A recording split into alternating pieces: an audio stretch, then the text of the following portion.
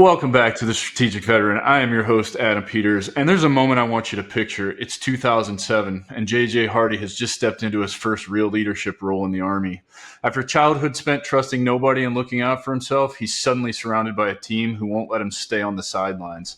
That's when the old story that people always let you down starts to break down. Instead, he learns that trust and empathy aren't soft. They're what keep you and your people together in chaos. Now, all these years and battles later, JJ's mission is dead simple. Help people stop hiding behind their rank, their titles, or their bullshit and actually lead. If you've struggled to find your place off active duty or just felt lost without the built-in purpose of the military, this one's for you. I'm really excited about this one, JJ. Long time coming. Welcome to the show, brother. Thank you. And you know what? The fact that you read that first, that gives me chills. Yeah, and we'll be able to go into why here as soon as you're ready. Yeah, man. So, dude, let's dive right in because I know the behind the scenes stuff. It's gonna be good. So, first question for everybody, man. Where'd you grow up and what inspired you to join? So, I grew up in Iowa City, Iowa, and Midwest boy. I am.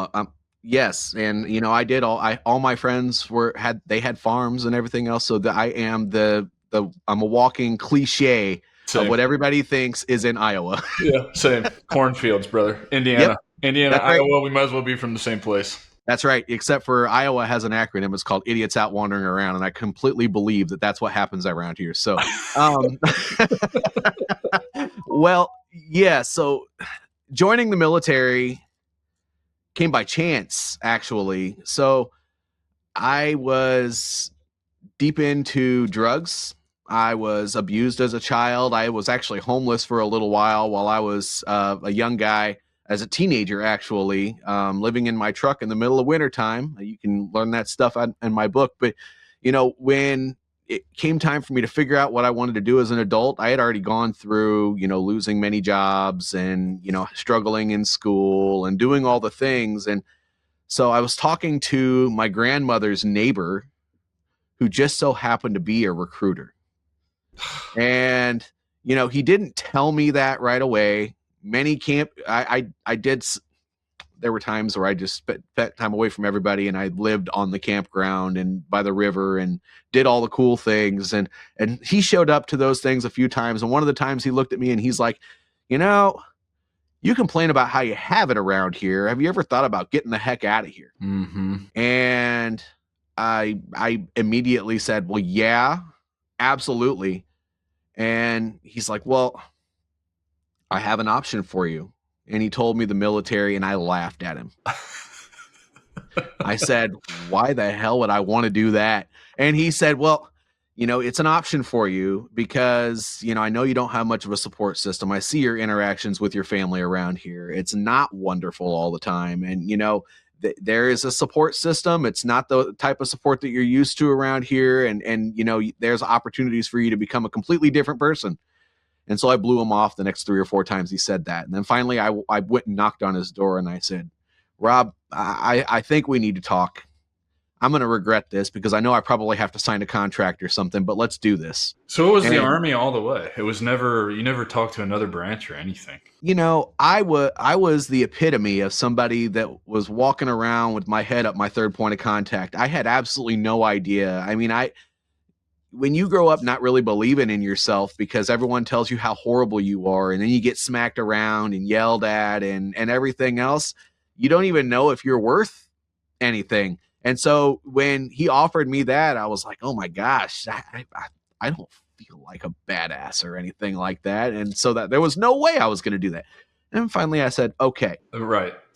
It's funny, JJ, I think this is why we get along so well because I grew up very similar to you. I was told my whole life I was a piece of shit. I was never going to make anything of myself by people that you're supposed to look up to. They're supposed to mentor you, coach you, train you, whatever, right? Like figures in your life that are supposed to be their authorities. The only difference between you and I is I didn't have the physical abuse from adults. I had it from my peers. I was bullied relentlessly because these things right here, right? Now it's cool. It's cool to wear glasses as an accessory. In the 80s and 90s, you were 4 eyes, you were a piece of shit, you're blind, you're the Hubble telescope. You just not included in anything because glasses are not cool, whatever. I'm sure you maybe you relate to that or whatever, but I get it. And so it's really funny, man, because we're basically from the same place, Iowa, Indiana, farm towns, right?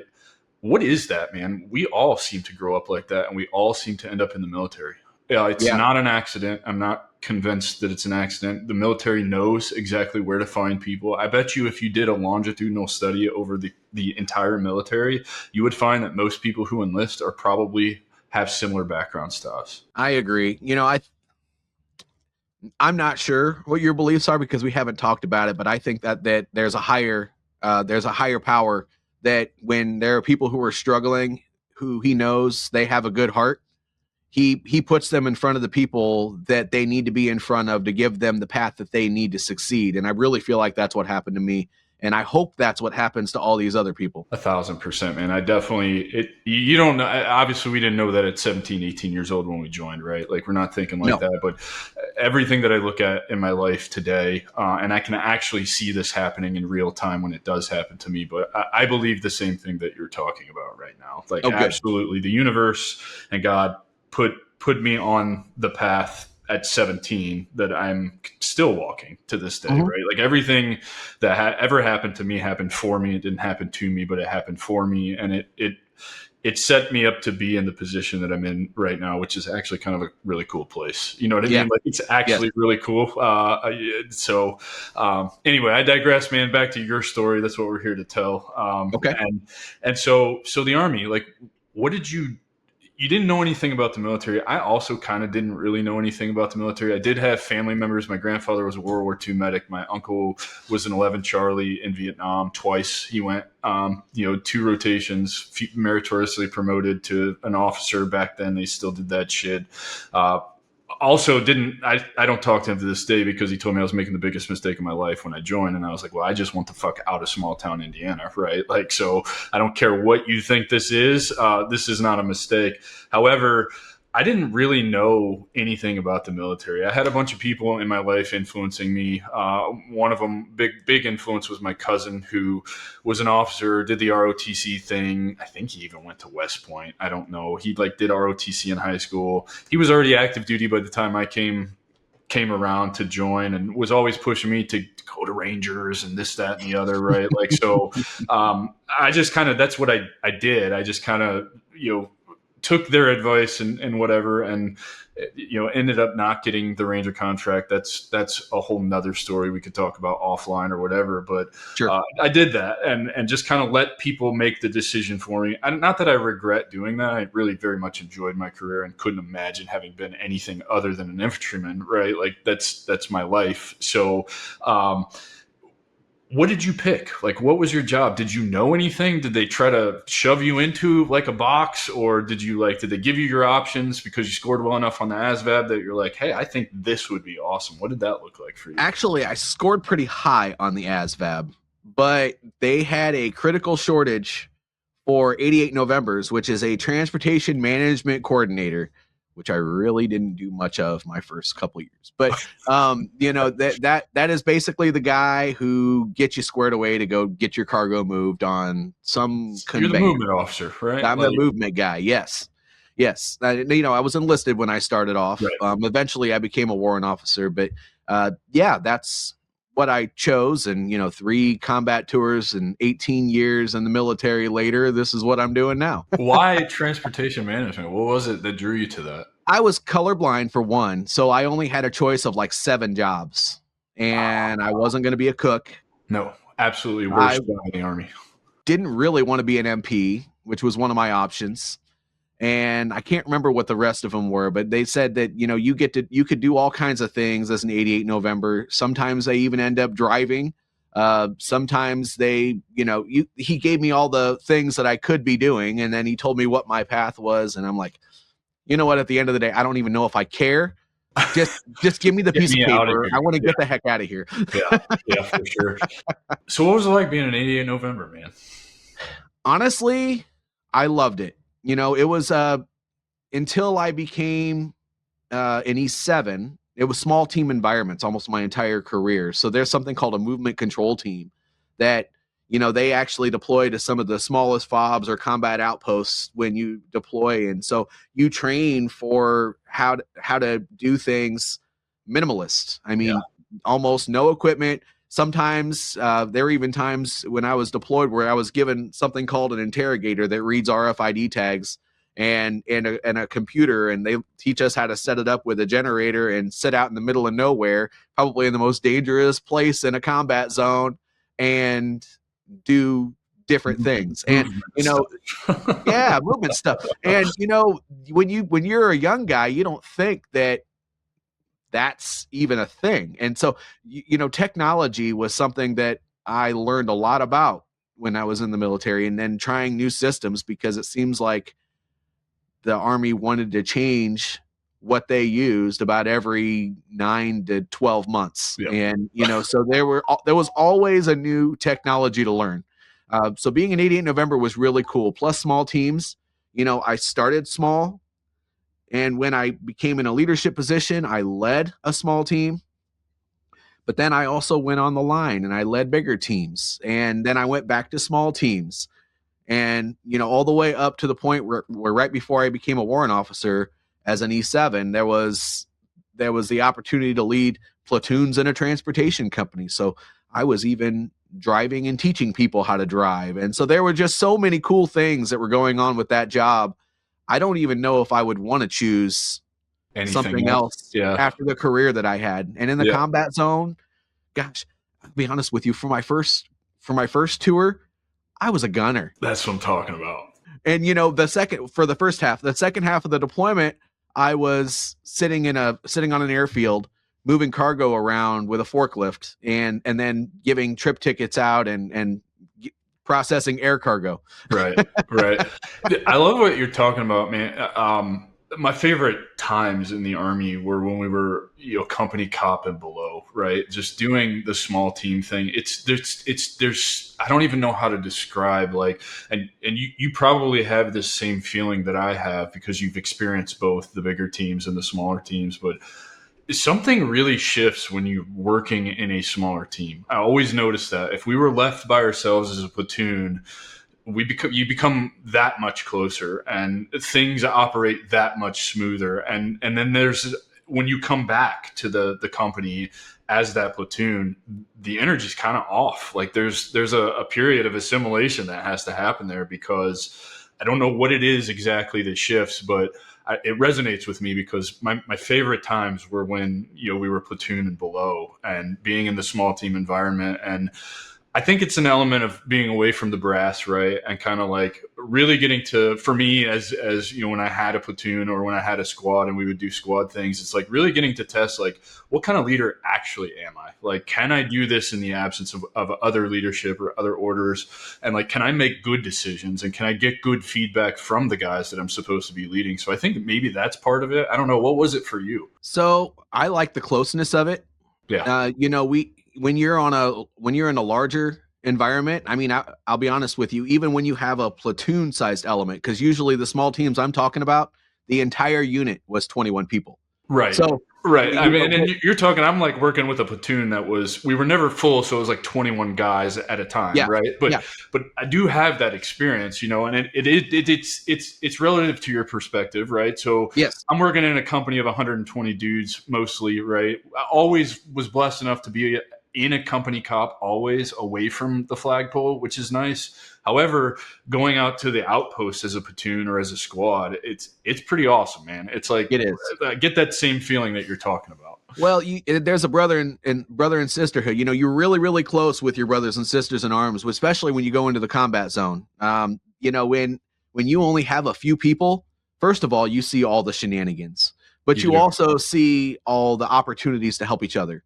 When you're with the larger the element, the less of that you see. And feedback is good, but when you're in a small environment, when you're that close, you almost have no choice to have the conversations, because who else are you going to rely on? You're not going to go outside of the unit. And if you start doing craziness, it unlike when you're in a larger element, you can't really hide it. So you either say something about it, or Yeah. somebody's going to say something to That's you it. about it. Yeah. I mean, there's no hiding it. And the larger the element, the harder that is. But even in the larger elements, there's something to that, because it almost forces you to be more authentic and dig deeper to try to make sure you get to know everybody.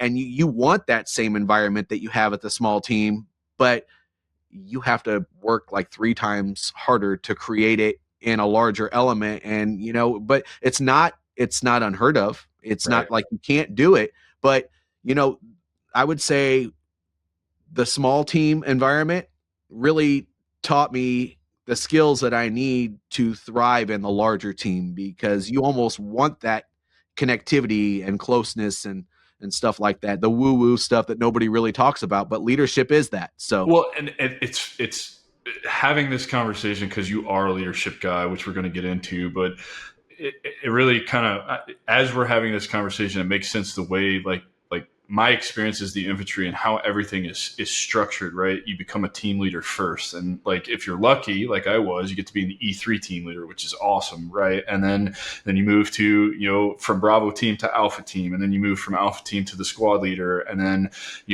even inside of the squad, there's different roles for new squad leaders. Usually first squad, right? Second squad is your second senior guy. Third squad and weapons squad is your most senior squad leader. He's the guy that will become the platoon sergeant if something happens. And so as we're having this conversation and what you're talking about, it makes sense because you're still leading at a smaller team. Ultimately, when you're in the team leader spot, you are the leader of that small team. You are yep, taking direction from others. yep, However, there are times, if you're a weapons squad team leader, right, you're over here all the way by yourself on a support by fire position, probably not going to get much direction from your squad leader because you don't have a fucking radio, right? Like we didn't have money for that, right? So team leaders don't even have damn radios most of the time. So now it's up to you to make those decisions in that small team. So it makes sense what you're talking about and how you would learn those very unique, intangible leadership skills that you can only get from the smaller team. And so, anyway, I just thought that was kind of interesting. it is.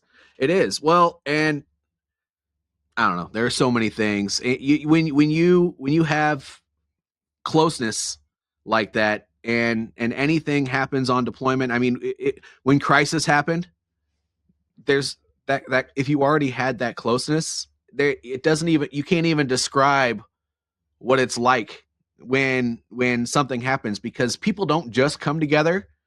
I mean, exactly what I'm trying to say. I do. If you haven't experienced, it's hard to verbalize it, Yes, it right? is. Like you can't.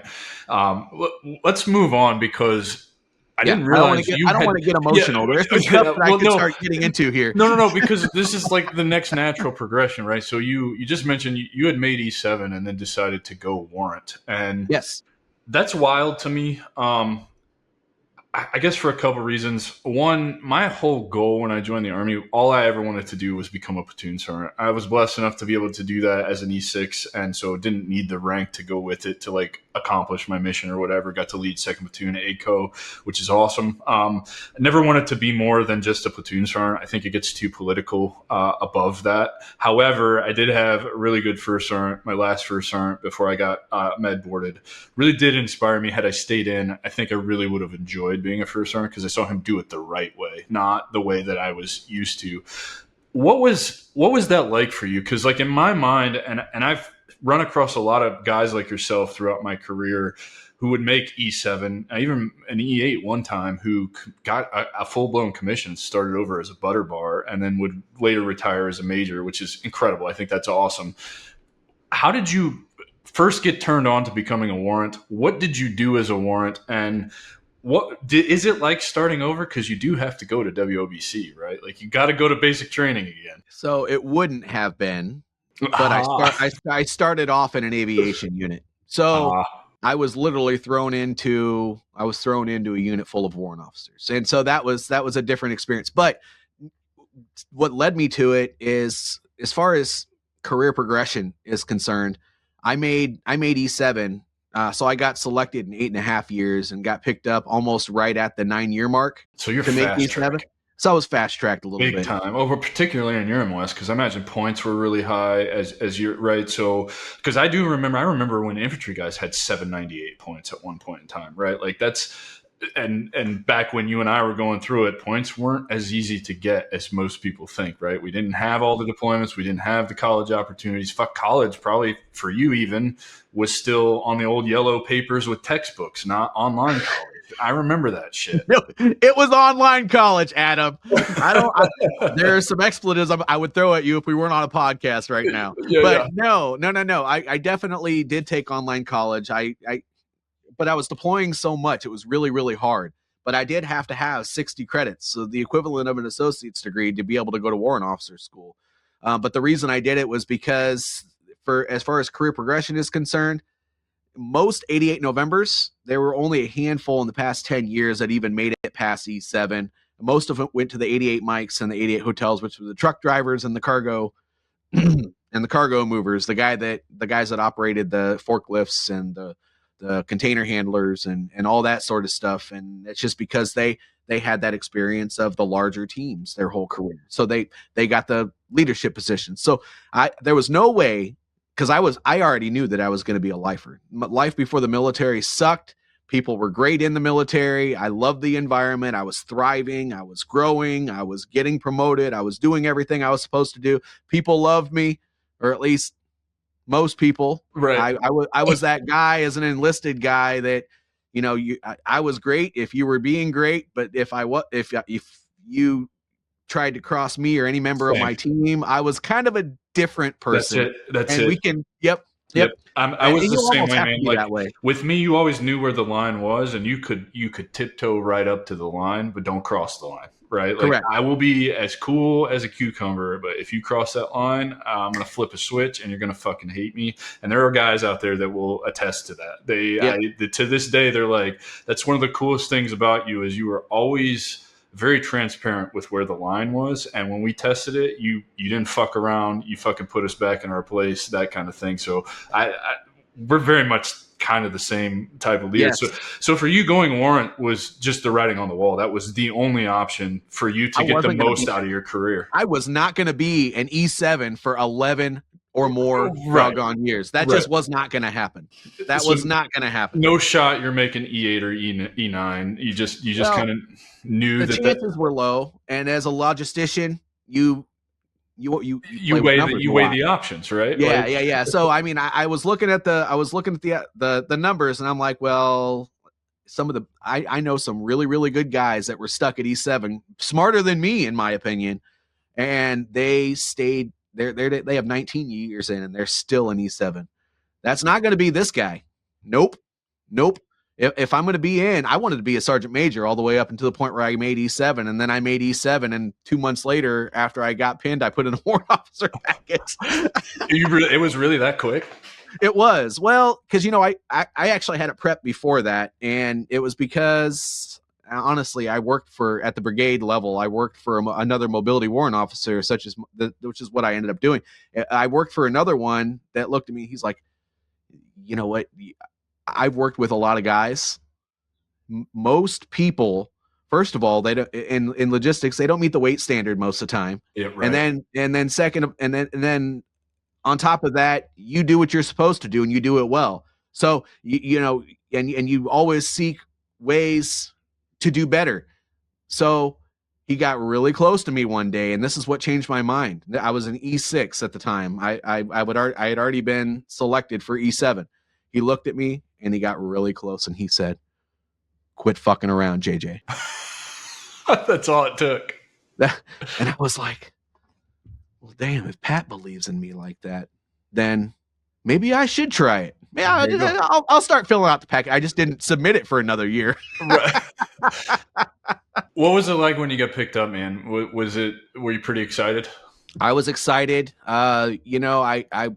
I wasn't sure how I felt about going to another type of boot camp, because that's basically what Warrant Officer Candidate School is. It's a lot more professional development there, but they go back to treating you like a private. And when I got there, it was actually really cool. There were a lot of E5s to E8s that were in there that's what they chose to do, was become a warrant. And there was the newer element, the high school to flight school guys that were in there. So my program was 6 weeks. Theirs was 9 weeks. And so they literally were going through boot camp. Yeah. And we watched them get hazed on the daily by their instructors, their TAC Just officers. remembering what it was like for you And so, all those years ago. well, and I was just thinking to myself, this isn't like boot camp at all. Right. This is actually more like almost like college with a few more ass chewings than you would normally get in a regular college. Yeah. And so I was digging it. It was kind of nice. And once I got to my first duty station, once I found out I was going to be going to aviation, I was like, oh, I had people not saluting me because that's how aviations are. They're kind of the prima donnas of the military. Yeah, they're the egotistical. I hate to say it, but the infantry kind of is too. But we're badass and we fucking know it. That's right. And we'll fight you, and that's true. Win that fight. So no, I never tried. I tried to be friends with my infantry brethren. It's funny because I went to flight school when I got out of the Army, right? And that's not a secret here. The running joke in aviation is, how do you know someone's a pilot? They'll tell you. Oh yeah, you don't have to ask. And so it doesn't surprise me that that's how it was when you got to that unit, because all pilots are egotistical assholes.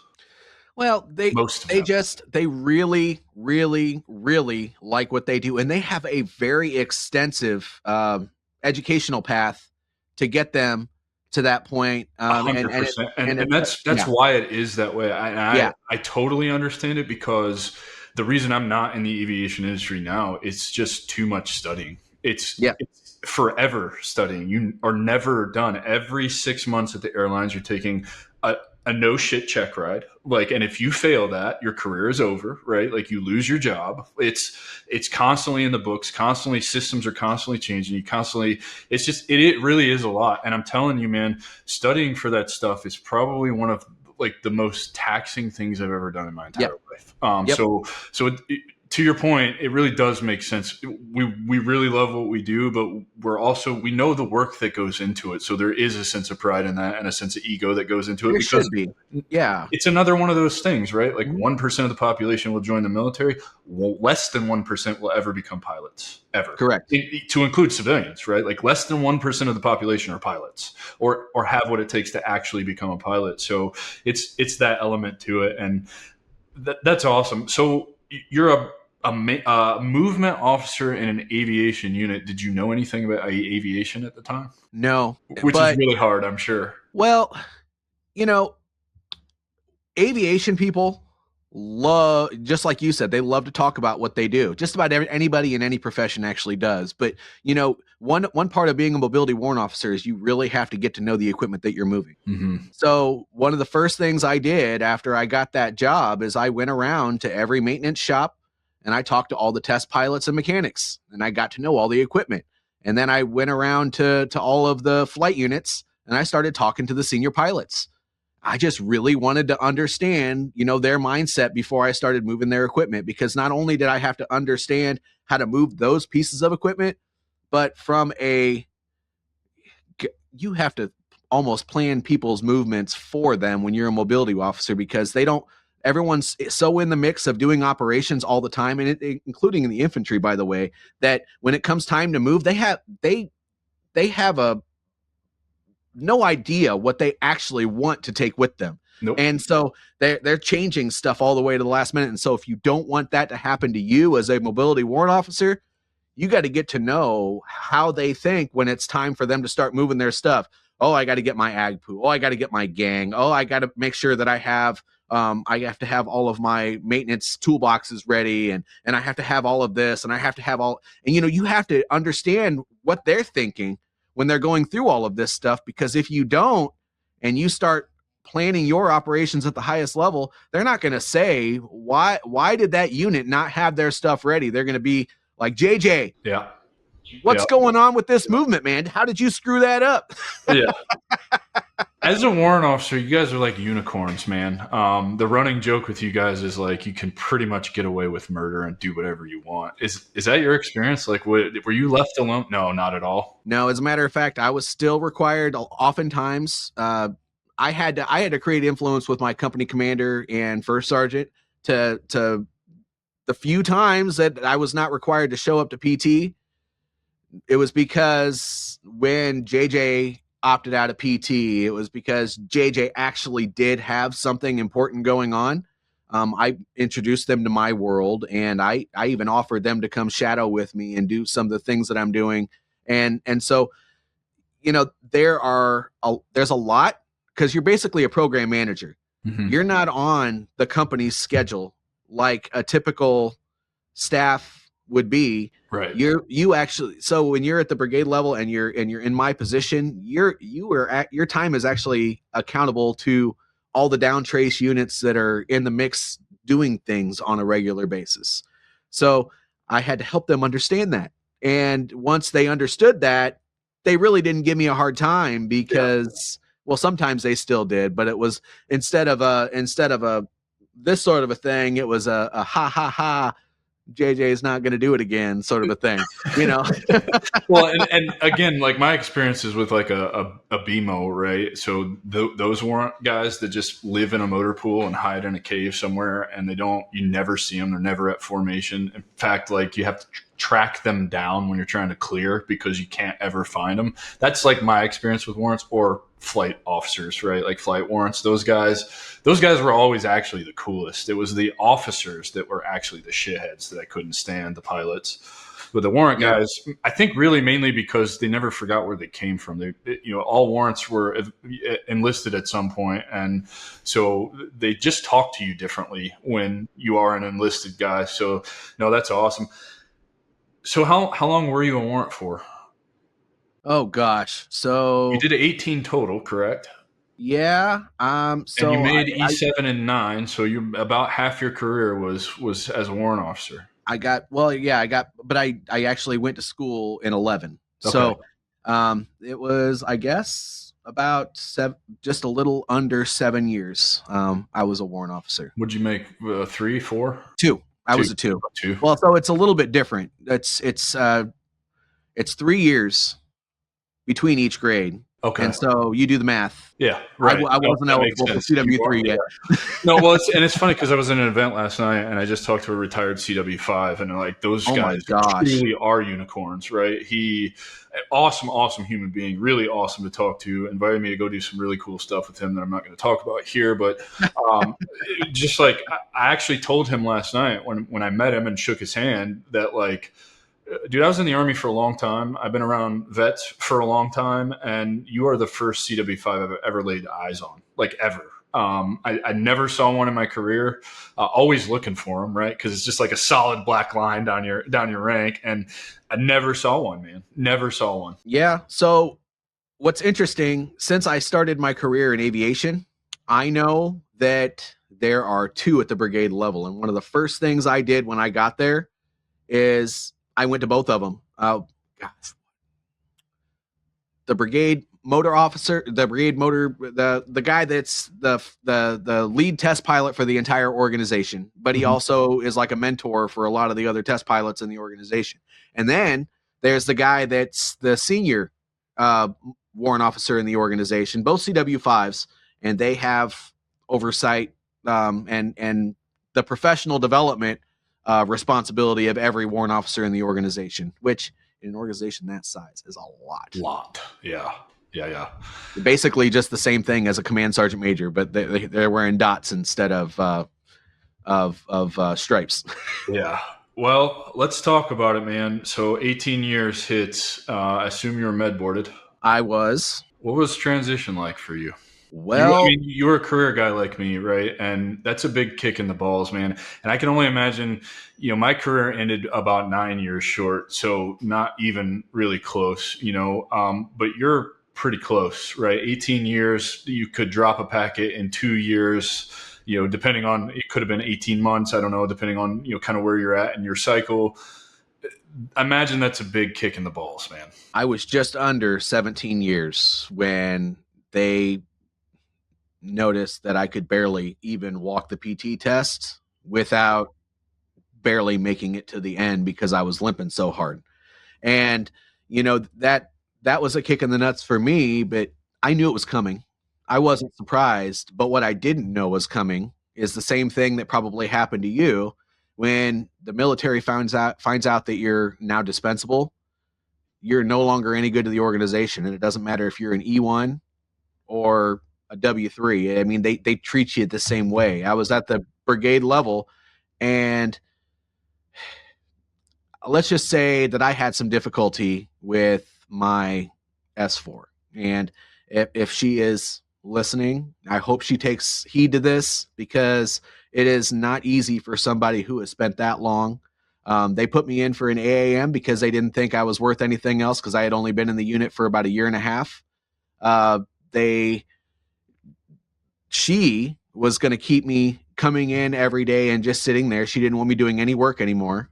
So she wanted me to just sit there in the office. Of course, with as many years as I had in, the first thing I did that for 2 days. And then I walked 3 offices down the hallway, and I went and I said, if I'm getting out anyway, I'm just going to go talk to the colonel. I went and talked to the brigade commander, and I didn't even ask him if it was okay to walk into his office. I said, sir, it's time for you and I to have a talk about something. I want to let you know what's happening in the S4.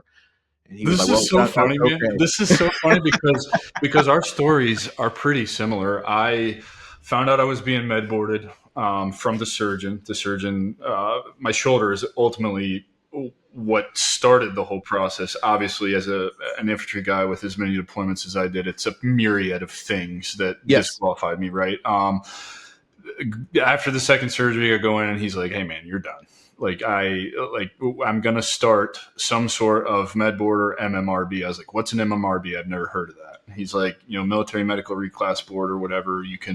We can get you a new job. And I was promotable at the time. So E6P just came down on the list. I was like, in my mind, to me, and you're the leadership guy, so I actually want to hear your take on this. Gosh. I was like, sir, that doesn't make any sense to me. I'm about to pin E7 within the next 18 months or so, right? I had a really low sequence number, so whatever. It was going to be a while, and I was like, you're saying I can go to a completely new job as a senior non-commissioned officer because they're not going to take the P away. I'm still going to get promoted. I'm probably going to get promoted before I even leave the infantry and start training for a new MOS.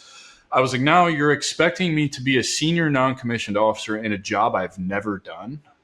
How can I be an effective leader if I'm doing that? And his jaw kind of dropped. He's like, you're really that aware that, like, what I'm talking. So I actually chose to get out. I don't know if I regret that or not, JJ. I really don't, because then I go back to my unit and, here's all the paperwork. I'm being med boarded, and it immediately try to put me in the training room with an E5 in charge of me, because I'm now just this. So I did similar to what you did. Obviously, it wasn't the colonel's office, but I walked into First Sergeant's offices. I closed his door, didn't ask anything. I said, we need to have a conversation. I was like, I don't know what the fuck you're thinking, First Sergeant, but like, I've done so much for this fucking company. I've never been in trouble. I've been an effective leader. The guys are begging me to come back to the platoons. You know what I mean? Like, you hear it, and you hear it. Like, how are you going to try and put an E5 in charge of me right now? Like, what kind of disrespect is that? And what message is that sending to the rest of the company? He's like, you know what, Sergeant Peters, you're actually right. He's like, we had a shitty commander at the time, and it was the commander's kind of idea to do this. So he and I worked out a drug deal. He's like, I only want to see you at PT formation on Mondays. He's like, do not get in trouble. I better not get a phone call about you.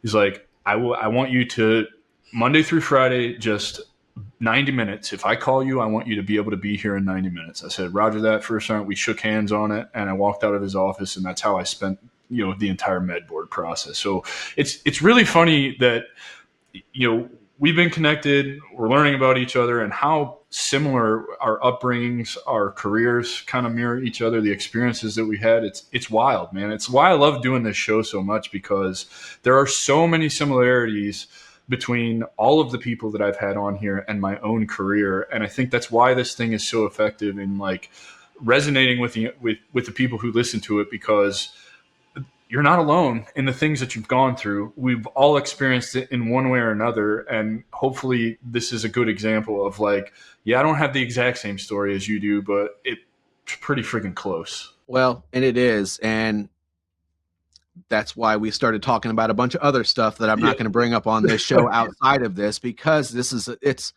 really, It's more than it's an epidemic and a pandemic. It's everything. It's horrible. And so many people during the transition process, the fact that their unit wants to throw them away, Why? Why are we doing it that to doesn't. That's guys? still a warm body that can go out there and help. And by the way, they probably still know the unit. They still know the processes. They still know all the people. So why are you just throwing them away? I understand you want the unit to be able to operate without them, but just putting an E5 in charge of an E6P, or making Like, making a senior CW2 sit there without a computer and do absolutely nothing in an office when he's been out in the cold in Alaska helping prep equipment for movement and then even going out into the training areas for the last 18 months. This just doesn't add up. yeah. This just doesn't add up. And so this is a military wide issue, because I've heard it from people in the Air Force, I've heard it from people in the Marines, I've heard it from people in every branch of service, in the Navy as well. And so if that's really what the issue is, why isn't it being addressed? Yeah, exactly. My question is it's same question. What was transition like for you? Were you ready? No, I was a lifer. Yeah. I was a lifer. As a matter of fact, I wanted to be a CSM when I was enlisted. I wanted to be a CW5 when I put my dot on my chest for the first time, and I still did. So And you think you would have stayed for 30? I would have stayed for 30. I probably would have stayed for 35 if they let me. But the thing about that is I don't regret it. That transition was horrible though. I mean, I got out. I mean, the fact that I got 80% right off the jump, and then got a letter shortly after that saying that I've been upgraded to 100 because of whatever. I don't even know why, to be honest with you, but I got to question it. I'm not going to question it. But what does that do to a military guy? We have sayings like, those we have the broke dick platoon. We have, you're broken, so you can't do this. You can't run. You're not really part of the group anymore. What does that say to a service member when you're told that you are disabled? Well, I started thinking all kinds of false shit about myself. And for a while, my depression was getting worse, my anxiety was getting worse, and I really didn't even leave the house. JJ, it's almost like being a child again, going through what we lived through as children. Yes, It's it is exactly like that. Well, yes. And you know what I realized though, and you probably, if you went through the same process, you probably realized the same thing, that it's just a bunch of fear that you're believing, and it's all bullshit. Every And single so bit of it. It's all bullshit. yeah, and I don't know if you read my book, but it wasn't until about a year and a half, maybe a little bit less than that, after I transitioned, I went with my family on a vacation back to Iowa, because we lived in Virginia at the time. And I was visiting home, and at the age of 35, my brother passed away while I was there. Damn. And my mom froze. She couldn't function. Nobody in my family could do anything about it. And there was stuff that had to happen as a result of that. And she was begging for a service. She was begging for being able to handle it. She couldn't afford a burial. She couldn't afford a cremation. I grew up poor. These people never left. They were still poor. And so I had to change my mindset, snap back into gear, and do it. And after it was all said and done, and I went back to Virginia, it was interesting because I was like, you know what? Why the hell am I feeling sorry for myself? I'm still the same person that I've been for the past 20 years. And some disability form and being told that I'm not eligible to be in the military anymore is going to change who I am.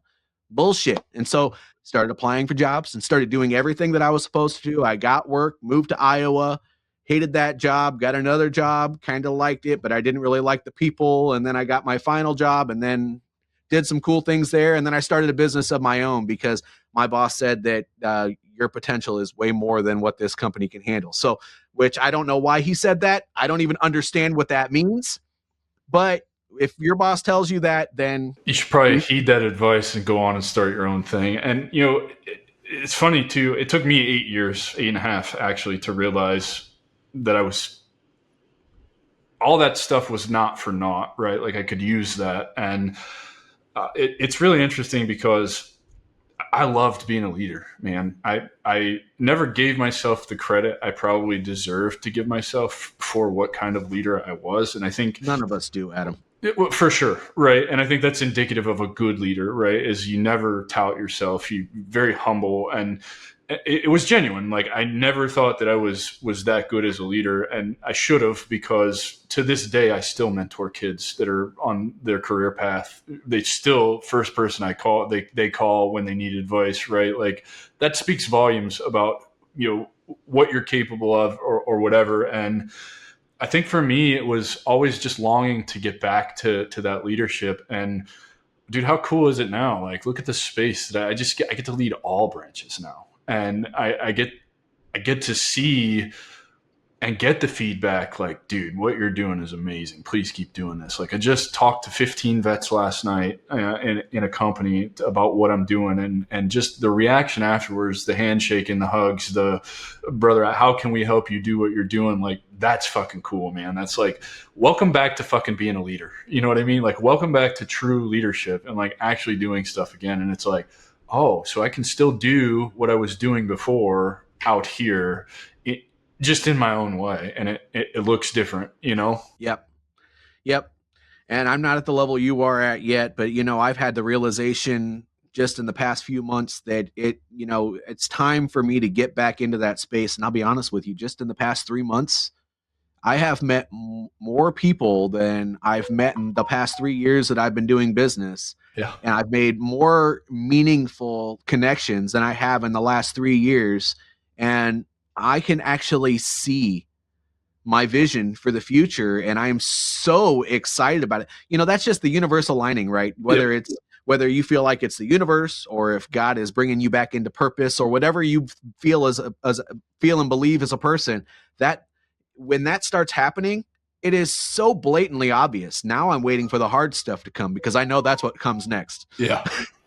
Brother, with the time we've got left, man, I want you to tell everybody, one, what you're doing now, two, how they can take advantage of it, three, where to find it. And, you got about 10 minutes. That's all you talk about, you, what you're doing, why you're doing it, how you're doing it. And, yeah, thanks, Adam. So I own a company called Victory Leadership Coaching. And, I'm shifting some things in there, but primarily what I've been doing for the past 3 years is I assist people with their company culture. So I do some company culture consulting, and I do that. And I'm partnered with an organization called Coefficient. They have an optional program that I offer within my service that allows me to give you and all of your employees a survey if you choose to do that. And it allows me to take the company's company culture temperature, is what I'll call it, from a person perspective. It doesn't talk about budget. It doesn't talk about any of that stuff. It talks about people stuff backed up with statistics. And I just interview people if people don't want to pay for that extra service, and I help with that part. Other than that, I do have workshops that I do. And then I have that are based on the idea, I call it warrior leadership. And so it's about leading with empathy and leading with resilience and stuff like that. And there are quite a few different topics that I go into there. But on top of that, my signature service that I started off with was that I offer what I call my first time leaders course. And the first time leaders course is something that I offer that helps people that, even if they've been in leadership positions for a while, but they don't really feel like they've been integrated properly because the civilian world does such a great job at integrating their managers into their positions. So good. So good at that. And I've noticed that. That's why I started it. People will take their high performers, promote them to managers or team leaders or whatever the case may be, without helping them understand what that means. This is your new duty position. This is your team. Go to work. And then you ask for stuff every week and all that other stuff. No, but I teach things. I have the voices framework that I run everything through while we're going through the course. It's vision, ownership, integrity, communication, empathy, and servant leadership. And so we talk about how all of those things can help you create influence with your team. And it's a 6-week program. I go over a module every week. Well, sorry, we talk about the modules every week. You take them self-paced, and then you come back and if you have questions or whatever the case, it's a coaching program is what it is. I don't believe in people just watching videos and all of a sudden now they're this magical unicorn leader. That just doesn't work that way. You actually have to help people integrate into the process. So you have to have some kind of practical exercise, right? I Some do. kind of practice, right? Yep. And that was actually, I was actually going to put you on the spot, man, because leadership is such a buzzword. You can look all over the internet and find 800 million different leadership courses, different philosophies, all of that. So let's play a little game. What makes Victory Leadership Coaching different than all the other leadership programs that are out there? I don't believe in learning without doing. I believe in learning while doing and asking the hard questions. So there is a coaching element to this. And if people really aren't familiar with what coaching is, coaching takes somebody who understands something and helps them put it into practice. So you can go through a course and you can learn something, but without that person sitting right next to you, asking you the hard questions about the things that you just learned to give you an understanding of what it actually means, it doesn't go into your skull. So that's what Victory Leadership Coaching is good for. With the Warrior Leadership programs, it's a little bit different because you learn practical coaching skills, not just the basics of leadership. It's like the next level up. But right. To me, leadership it needs to be learned and implemented, not just learned or and thrown in front of you. Preached at you. Yeah. Yep. And if your company has an LMS, you're not going to learn a damn thing from it. I'll be honest with you. You're going to learn it and throw it away in a couple of days. Yep. Well, and so many of these, not leadership in general, but a lot of these LMS platforms, it's book knowledge. It's not even practical knowledge. I relate this to like the FAA when I was taking all the written tests. It's like, and flying sucks because you do a written, you do an oral, and then you do a practical, right? So there's 3 tests all on the same information, just in different scenarios. And the written test it's nothing more than rote memory. It's, can you memorize 100 answers and get them all right? And it's like, I don't believe in that. I feel like, I don't believe in that either. And that's why I'm talking like about your program, because there is the practical side to that. And I think that's so important in anything that you're going to do. If you're going to take any kind of course, for me, right, like big into AI and vibe coding, but actually learning code, anything that I take has to have some kind of hands-on project element to it, or something that I can work alongside you. In fact, I'm self-taught in all that stuff, and I've learned it from YouTube by following along with videos. And actually, those videos are teaching you how to do these things step by step, right? That's the practical part that you have inserted into your program, which I think is so important. And I'd love to understand in the future kind of how you did that, because it's really hard to create some kind of practical thing for leadership, right? Like, and I'm sure you figured out a brilliant way to do it. And I just wanted people to understand that's what makes you different. Like, if you come to JJ's course, what you're going to actually get is the practical side of it, the hands-on, the practice, because leadership is a practice, just like getting healthy is a practice, just like emotional regulation is a practice, mindfulness, meditation, any of these other things that I've ever talked about. It's not a one and done, learn it and you're better. It's like you actively practice these things every fucking day, Yes. And honestly, it's easy. You when you bring people together as a team and you start discussing these principles, and what I have found, instead of doing a full-blown practical exercise in the middle of a training session, when you discuss those things, I've noticed that even in a chat room, I mean, it's even better when you're in person because I've done it both ways, but even in a chat room, when you're on a video call like this one, they start kind of really perking up when one person says one thing and another person says another. And when these people are in the same company, that within the second or third week, I start having people sending me emails because they're like, I have never talked to this person this much.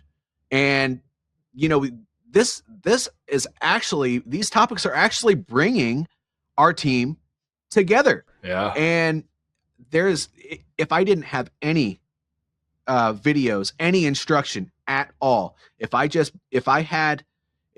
just the conversations every week, I think this course would be even just as effective.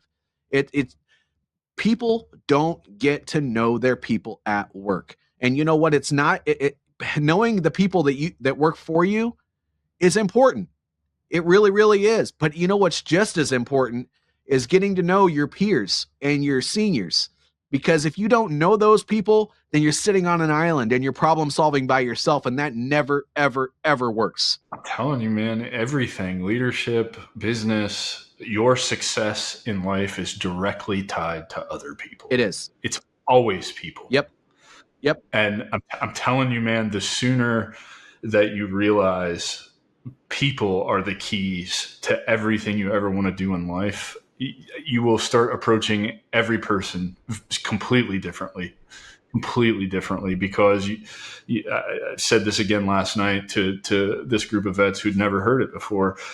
My mentality is every single human being that I ever interact with has something that they can teach me. If I keep that mindset with every interaction I ever have from now until the rest of my life, I'm going to be such a wealthy person in knowledge, in tools, in just things, relationships, because I chose to approach people that way. I agree. And you know what? This isn't just a military thing. So let's talk about people that you probably have heard of outside of me and Adam. You probably never heard of me, by the way. But, Jocko Willink at Echelon Front and Leif Babin, they preach these principles too. So they're military, right? So it's not just us that think like this. Think of John Maxwell. He's a religious leader. All of his books and all of his programs talk like this. Simon Sinek, he's not a religious leader. He's just deep into leadership, and he's teaching the same stuff. Relationships matter. Getting to know your people, it matters. So this is not just a military concept. This is a concept that is universal. And the moment that you understand that you can't go to work and just sit in your bubble all day long, or start your business and sit in your bubble all day long, the sooner you realize that, being genuinely interested in other people is the way that you're going to keep rising through the ranks or being successful in business, the more likely it is that you're going to start seeing some success. Stop being interested in yourself and start being interested in other people. I love it, man. JJ, how can everybody find you? Where can they buy your book? All that good stuff. So they can find me every doggone place on the internet, but victoryleadershipcoaching.com is my website. You can find me on LinkedIn. You can find me on YouTube. You can find me on Instagram. You can find me on TikTok. I hate those platforms, but I'm there. And then I'm also on Facebook. I really am only active, truly, truly active on Facebook and LinkedIn. And I put a bunch of videos on all the other places. So if you want to find me, that's where I am. In my book, which is not the only one. I have another one I'm publishing actually this afternoon. Really? Yeah, I'll show you the cover of it in a second. But Speak Up, Show Up, Lead. It's my story of grit, growth, and leadership from the ground up. It's actually the lessons learned from my life. Amazon.com, Speak Up, Show Up, Lead. If you type in JJ, Hardy, JJ Hardy, that's me, on Amazon, every publication that I have out there will pop up. And I have a couple of them that are just manuals for starting a business or implementing leadership in your organization. But that is actually a book on me, and I'm so proud of it because it was my therapy. I have so much that I've been keeping inside for so long, and when I put it on paper, it was the hardest thing I've ever done in my life. Yeah, but it was probably the most rewarding thing. It was, yes. Yep. But speaking of doing the hard things, my new book is called Resilience is Built, Not Born. I don't even have my copy of this yet. I only have... I won't show you. I won't show you the rest of it yet because it looks like somebody committed murder on it because there's red ink all over the doggone place. But it's called Resilience is Built, Not Born, and you'll see that probably within the next 48 to 72 hours because once you publish it on KDP, it takes that long for it to show up on Amazon. Well, brother, I really appreciate you being here today and sharing your story with the audience, man. all these things make a difference, dude. And it's super important to me to stop losing brothers and sisters for such dumb shit that's so it's avoidable. Like, we don't need to be going through the process that you and I went through. And that's like my large mission here, is to just give you these stories and these examples. Like, you don't have to make the same mistakes we did. Just heed the advice, like take lessons learned from us and, implement those into your life as you're getting out, because you really can live a great life. You just have to define a couple of things for yourself. So I really appreciate you being here, brother. No problem. And yes, you're right. You got to get out of your head and get back in the game. Your head is a dangerous place to be. Yeah. Ladies and gentlemen, I give you Mr. J.J. Hardy. Please go get his book, plural, and reach out to him for anything leadership, and stay tuned, because as he mentioned before, there's some big things about to happen, and JJ and I are both going to be involved in those things. So keep paying attention. We'll be rolling some stuff out here soon. Take care, everybody, and we'll see you guys next week with another awesome episode. That's our show, and I'm truly thankful you've joined us at The Strategic Veteran. If our conversation today sparked curiosity, or if you're ready to elevate your game, I'm here to help. Visit thestrategicveteran.com for exclusive show notes and resources, or to book a coaching session directly with me. Take a moment to subscribe to our podcast and share your review. Your support makes all the difference. For more insights and daily strategies, let's connect on LinkedIn and keep the conversation going. Remember, this isn't just a podcast, it's your strategic advantage in action. Until our next rendezvous, stay bold and continue the mission.